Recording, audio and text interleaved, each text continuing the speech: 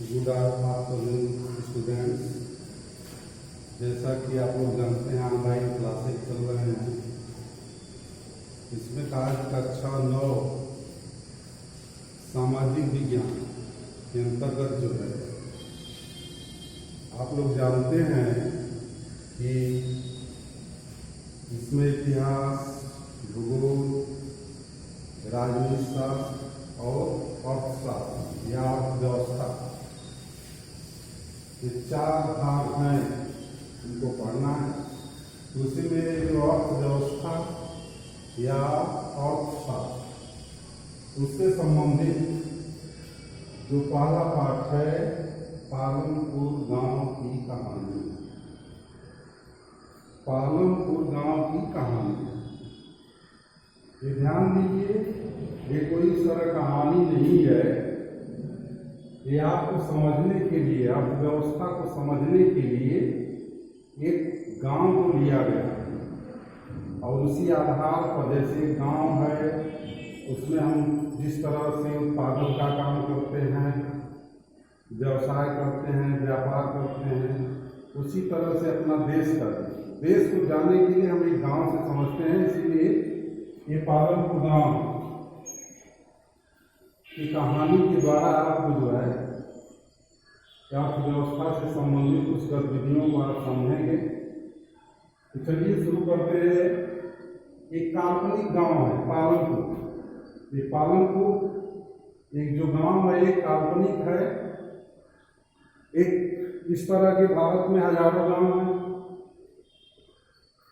तो आप देखेंगे कि जो इस गांव की कहानी है, आप पढ़ेंगे, जो भी चीज़ें जानेंगे वो पूरे हमारे भारत में सभी गांवों पर लागू होगी।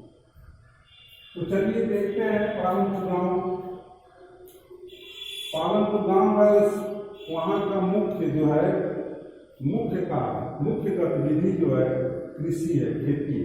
इसके अलावा और गौर गतिविधियाँ भी होती हैं, जैसे छोटे छोटे निर्माण हैं, परिवहन है, दुकानदारी है, व्यवसाय है, इस तरह ये गौर है। इनको जो है गैर कृषि क्रियाएं कहा जाता है। तो इतना ध्यान दीजिए, मुख्य क्रिया जो है, मुख्य क्रिया जो है कृषि है। अब उस गांव में जो है कुल परिवार जो है 450, कुल परिवारों की संख्या जो है 450 परिवार हैं। अब वहाँ उस गांव में एक चीज़ और जानिए कि आने जाने के लिए जो है सड़कें हैं, कस्बों से और अन्य कस्बों से जुड़ी हुई है। वहाँ से रायगंज एक कस्बा गांव है, एक गांव है रायगंज। पालमपुर से उसकी दूरी जो है 3 किलोमीटर है। उसी से जुड़ा हुआ सारगंज कस्बा है, बाजार है, जहाँ पर गांव के लोग अपने जो है जो भी चीज़ें जो है पैदा करते हैं उसको बेचने के लिए ले जाते हैं। एक गांव जो है मुख्य सड़क से जुड़ा हुआ है। तो वहाँ पर गांव में जो है ट्रक, मोटरसाइकिल, ये जो है जीप, ट्रैक्टर आदि ये जो देखे जा सकते हैं। इसका मतलब है कि गांव थोड़ा विकास की तरफ है। कुल परिवारों की संख्या 450 बताई गई। उसमें उच्च जाति के परिवार जो हैं, उच्च जाति के परिवारों की संख्या 80 है। जो भूमि है, भूमि का अधिकांश भाग इसी उच्च जो जाति के परिवार हैं उन्हीं के पास है। और बहुत सारे लोग जो हैं मजदूर हैं, उनके पास जमीनें या तो बहुत थोड़ी हैं या तो बहुत ही कम है ही नहीं। दलित जो जनसंख्या है, जो अनुसूचित जाति की जनसंख्या एक तिहाई है। मतलब जितनी जनसंख्या है, 3 हिस्सा में से 1 हिस्सा जो है दलितों की जनसंख्या है। वहाँ पर प्राथमिक विद्यालय, उस गांव में 2 प्राथमिक विद्यालय हैं, एक हाई स्कूल है और उस गांव में जो है प्राथमिक स्वास्थ्य केंद्र भी है। एक निजी औषधालय भी है, जहाँ पर जो है लोगों का इलाज किया जाता है। वहाँ की प्रमुख गतिविधि जो है कृषि बताया गया, और कृषि के साथ साथ हमने जो है क्रियाएं भी होती हैं, छोटे छोटे निर्माण। गांव में आप लोग देखते होंगे छोटे छोटे निर्माण, जैसे थोड़ा दिमाग लगाइए क्या क्या हो सकता है। चलिए देख लेते हैं, जैसे कुम्हार है बर्तन बनाता हो, ये भी एक निर्माण कार्य।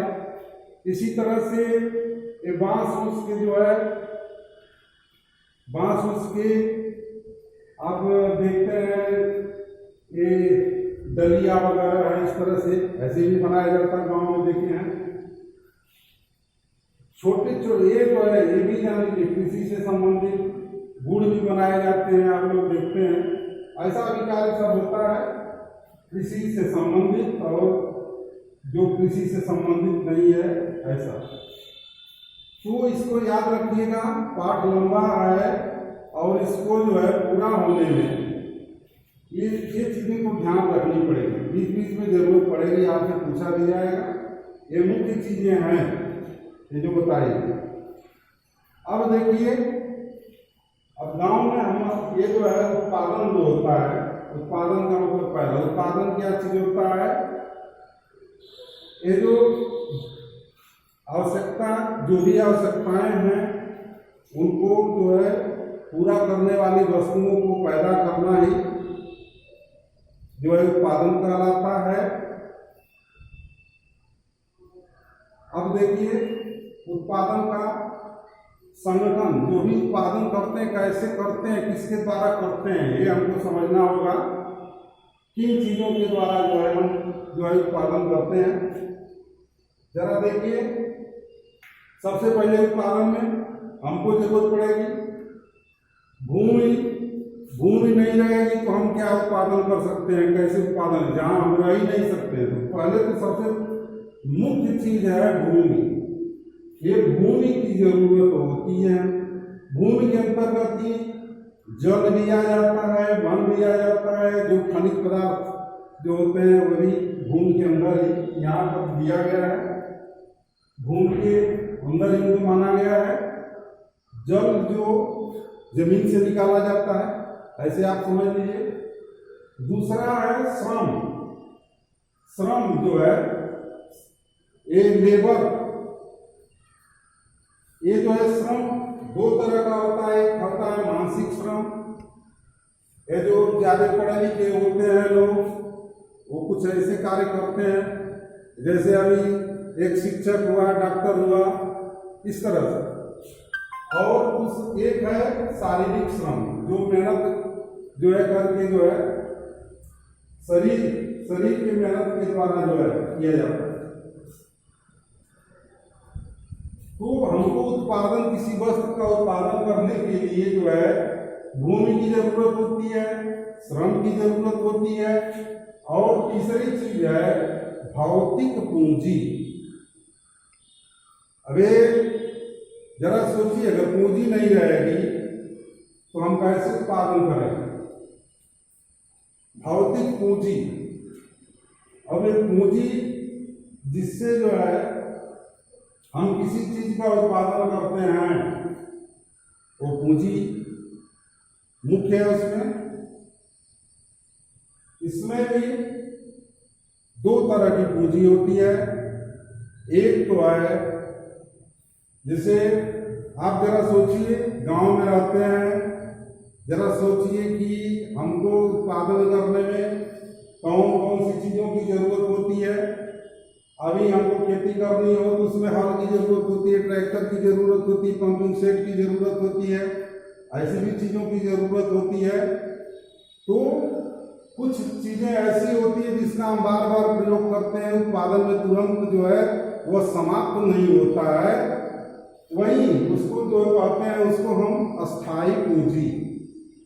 अस्थाई पूंजी, अबे ये तुरंत समाप्त नहीं होता है, ये दीर्घकालीन पूंजी होती है, दीर्घ काल तक रहती है, इसका उपयोग जो है बार बार करते हैं। और आप उदाहरण देख सकते हैं इस अस्थाई पूंजी में जो है अभी बताया गया, जैसे ट्रैक्टर है, टरबाइन है, फिर इसके बाद जो है जनरेटर है, और बहुत सारी कंप्यूटर है। ये सारी चीजें जो है अस्थाई पूंजी में आती हैं। और अगला है किसी भौतिक पूंजी में अभी हमको उत्पादन करना होगा तो अभी हमको मुद्रा की जरूरत पड़ेगी, कच्चे माल की जरूरत पड़ेगी। जैसे अभी हमको अगर हमको कपड़े का उत्पादन करना है तो कच्चा माल जैसे हमको सूत चाहिए। अभी ये जो चीनी का उत्पादन करना है तो हमको कच्चा माल गन्ना चाहिए। तो ये देखिए, ये गन्ना हुआ, सूत हुआ, ये सब जो है कार्यशील पूंजी के अंतर्गत आएगा। इसी तरह से मुद्रा है, मुद्रा भी, ये सब सारी चीजें जो है कार्यशील पूंजी जो है उत्पादन करने में समाप्त हो जाती है। तो अस्थायी पूंजी में जो अस्थायी पूंजी होती है वो समाप्त नहीं होती है, तुरंत समाप्त नहीं होती, उत्पादन में समाप्त नहीं होती है। जो कार्यशील पूंजी होती है वह जो है ये उत्पादन क्रिया में जो है समाप्त हो जाती है। अब फिर अगला है चौथा मानवीय पूंजी। चलिए मानवीय पूंजी के बारे में हम जानेंगे। एक चीज जान लीजिए, अभी आपको भूमि उपलब्ध हो गई, श्रम उपलब्ध हो गया, भौतिक पूंजी उपलब्ध हो गई, तो क्या इससे उत्पादन हो जाएगा? ऐसा अपने आप तो होगा नहीं। भूमि रहेगी तो अपने आप उत्पादन नहीं होगा। ये सब सारी चीजों की जो जरूरत है, इनको एक साथ मिलाने में भी हमको ज्ञान की जरूरत है, हमको उद्यम की जरूरत है। तो यह जो है मानवीय पूंजी उसको कहते हैं, जो जिस ज्ञान का प्रयोग कोई होगा, जो ज्ञान वाला होगा, इन सारी चीजों को इकट्ठा करके करेगा, अपना उत्पादन करेगा, तो यह जो है मानवीय पूंजी की जो है हमको जरूरत पड़ती है।